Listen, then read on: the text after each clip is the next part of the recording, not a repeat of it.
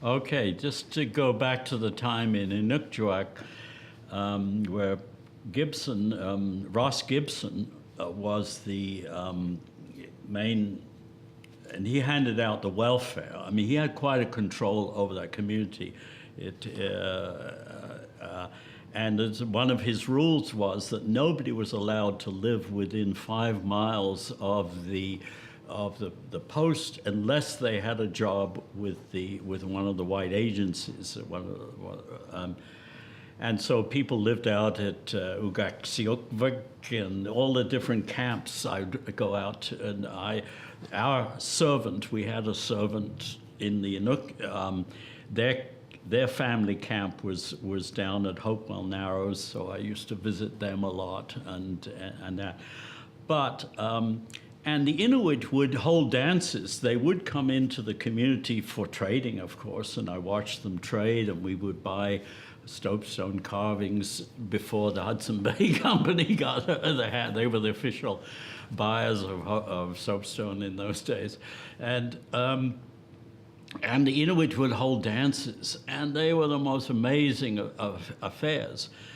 But we whites would make homebrew, or you could order liquor in by airplane, and that. The Inuit didn't touch a drop. They thought we were absolutely stupid for drinking, they couldn't understand it.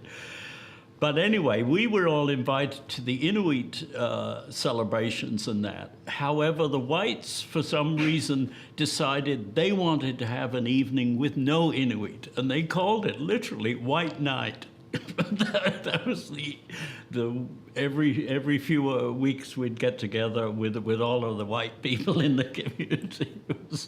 It was so bizarre. Anyway, it was, but carry on the story after I went to the Yukon, and as I say, I worked out of the office of the chief game officer, I forget, and he was a terrible racist. There was flagrant racism all over the place, but and these people who had power over. And in those days, it was unclear what the right of Inuit, in these cases, Tuchoni, I mainly worked with in central Yukon. Pelly Crossing was one of the communities I spent a lot of time. It was one of the smaller ones, but they would raid the game office would raid camps and seize meat. They were trying to make them obey the normal laws of the Yukon, but they would never lay charges. And we knew at the time that it was uncertain. The Indian Affairs would not give a clear of whether the Inuit had the right to hunt for the Tuchoni had the right to hunt for food or not. Anyway, it was those sorts of, affected my sense of social justice that has, probably animated a lot of my work since then. So, I was kind of disappointed with my experience. Then I went back to UBC and I had to write, I wanted to write a master's thesis, and I'd gotten into the literature, the historic literature on the Yukon. So I came up, again, I think I was just friends with Eric at the time, but I'm sure his structural thinking had started to permeate my brain, and I did a three or four stage historical structured change in the way of life of the hunting peoples of the Yukon, and wrote an acceptable master's thesis. I think Bill Dunning, we had several well-known anthropologists, most of whom, no, Dunning didn't work on the Hawthorne report. A lot of the buzz around the graduate school, because I went from there into a master's degree, and as I say, wrote this master's thesis. But a lot of the interesting work was going on to do with the Hawthorne inquiry and that sort of thing. So with Moose Kerr's blessing, I got money to go back for a full year and spend most of the time between Ross River and Pelly Crossing, that area where I went in the bush with the hunters, experienced sort of life on the Trapline. You know, when it was very, very cold, you know, it was 50, 60 below. That guy, you know, I experienced some of the coldest temperatures and sleeping in tents and having to keep the fire going all night, kind of stuff. But really, I was, and that report never got written. What happened was I came to Montreal to attend anthropology, start a PhD program at McGill, and within months of getting here, that was '67, the house in which I had a room in a thing burnt, and I lost all of my you know, all my field notes from anything. Anyway, it was all sort of lost. But so I didn't finish that thing. I went on to get involved with the McGill Cree project. Again, I had no idea that the Cree would become an interest to me.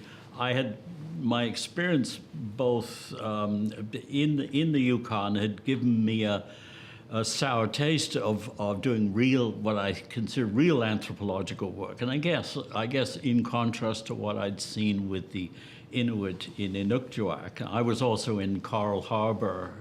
And I was officer in charge there, and I was in Fort Churchill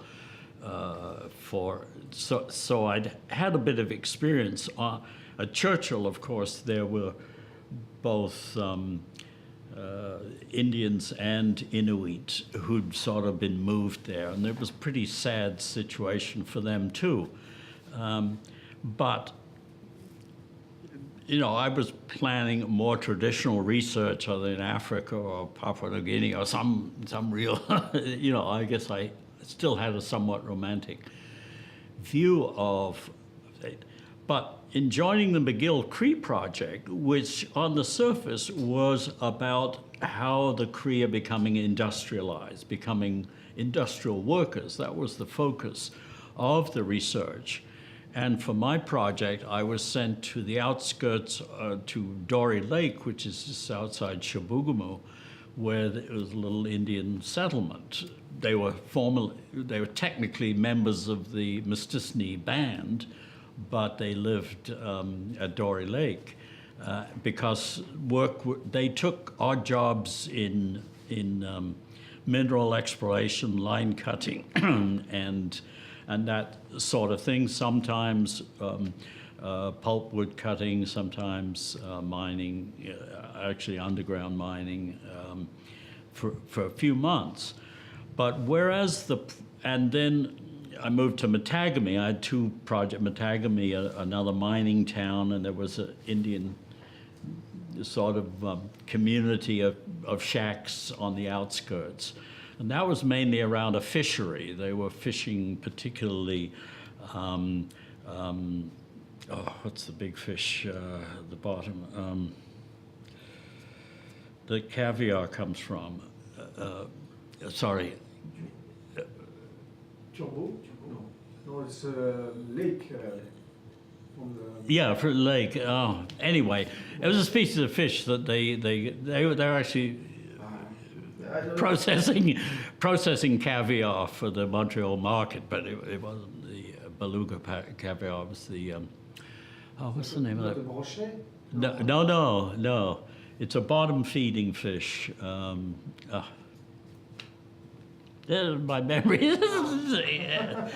I hope. Anyway, so that was an interesting project, but whereas, and it got me in touch with a lot of other anthropologists. Norman Chance was the main instigator of that project.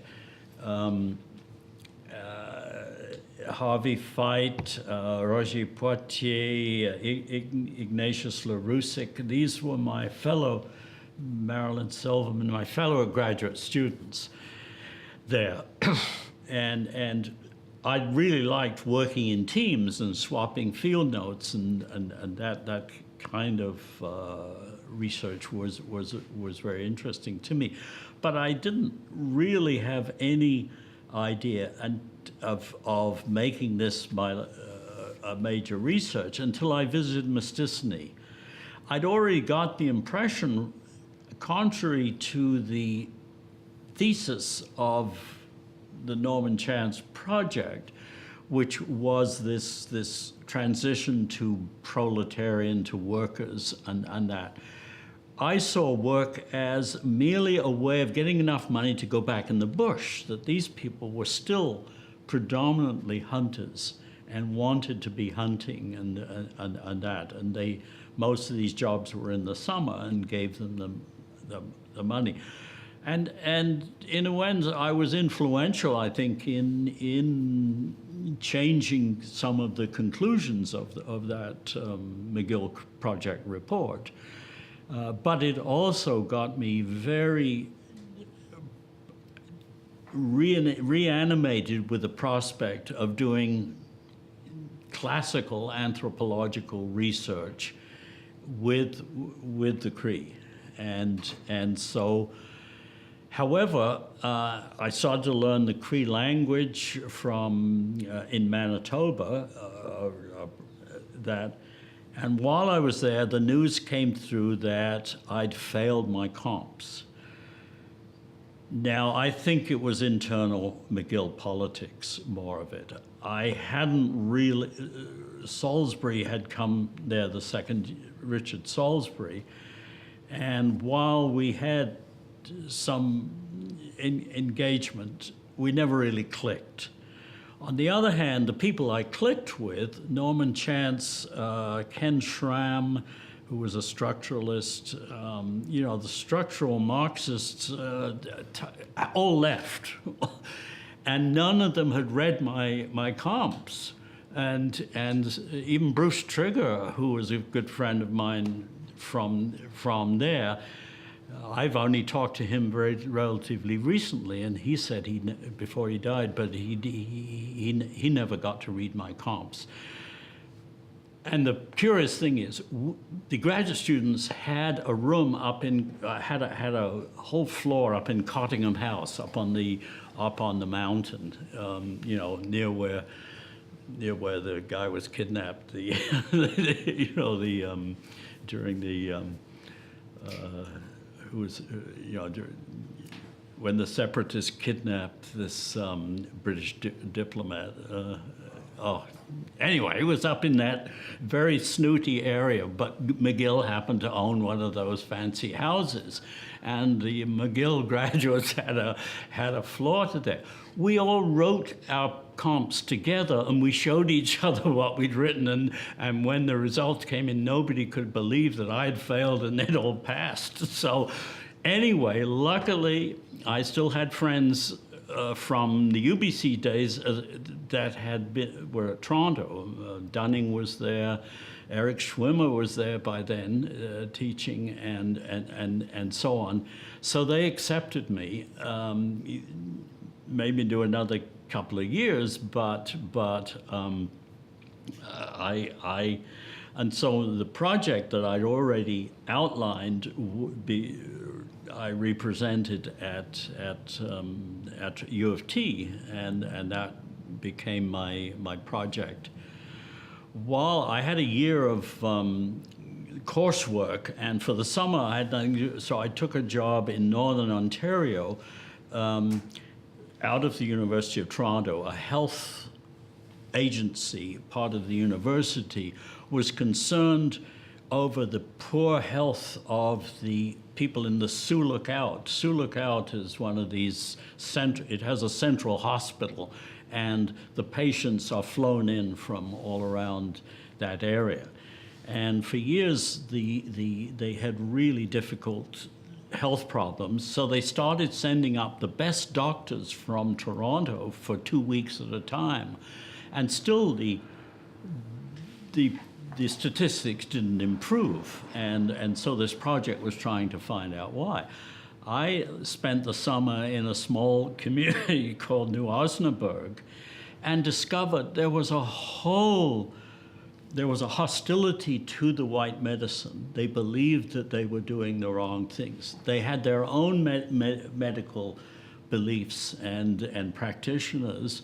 And so I wrote a report on this sort of underground that they were literally hiding patients from the doctors when the nurses would come around. They would certainly try to get a ride to go to the Sioux Lookout on a free trip if they could, but they had no confidence in the Western medical system.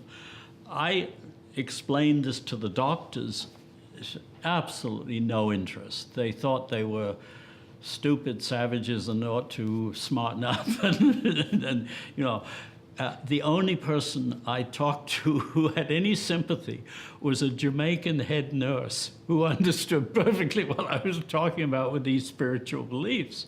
You know, there was it was partly a political opposition, I'm sure, of an underclass to try and strike back at it. From a logical point of view, it may have made not much sense, but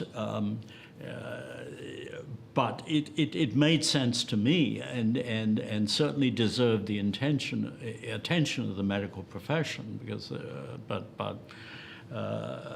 I've just talked recently to somebody who was doing some archival research and found my report. And,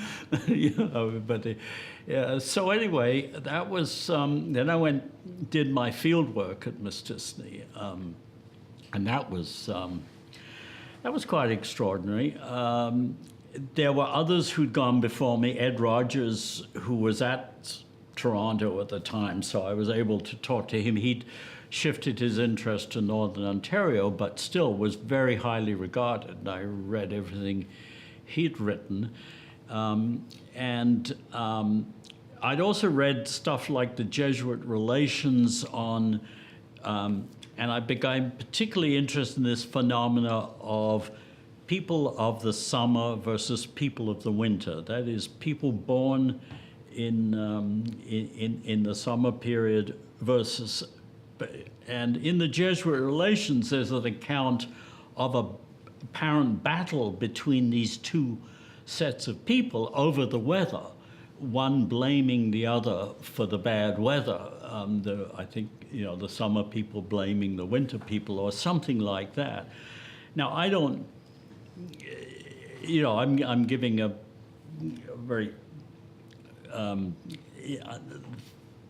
undetailed account of the Jesuit, right? But I found similar things with the Hopi and other things to do with summer, winter.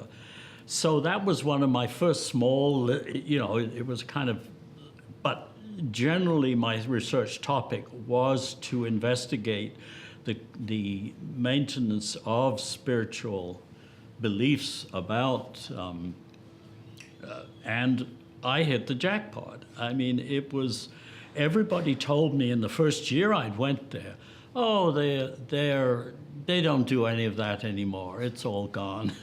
They're Anglicans. They go to church. You see them every summer. They carry their Bibles in the bush with them. There's no chant. The Hudson Bay manager, who was very good, Ross. Glenn Spears, was very sympathetic towards the Indigenous people and very good Hudson Bay manager in their terms, but he was one, and the local minister also.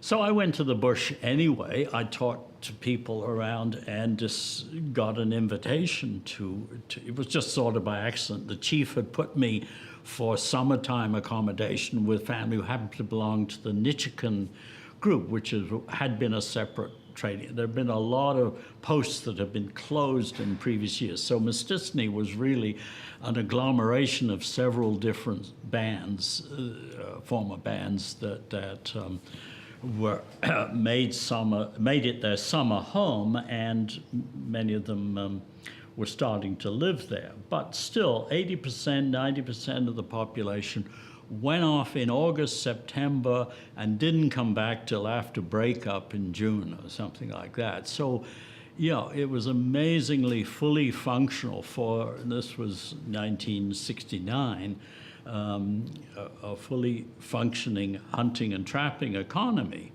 An economy which, while there was some minor subsidization in the sense that people who were in the bush, again, through the intervention of Len Spears, could get half of their welfare payments credited to their Hudson Bay account. And it was that promise that they had those welfare payments coming in because they were under the poverty level that the Hudson Bay manager used as collateral against their flight to go to the bush. Many of them were using aircraft to fly to the bush, and that was one of their biggest expenses. So they could assemble a decent winter's outfit of the traps and the food they needed for the. It was a functioning economy. It wasn't an artificial economy as it became after the James Bay Agreement, but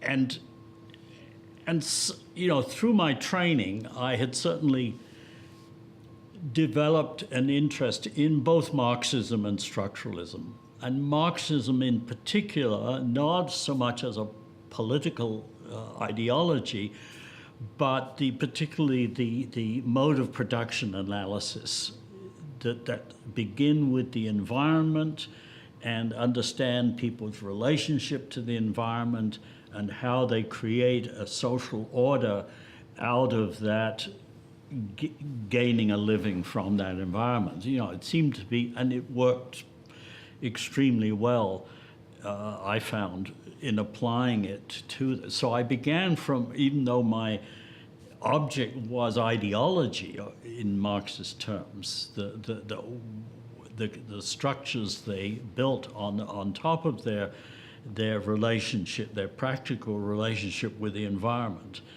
And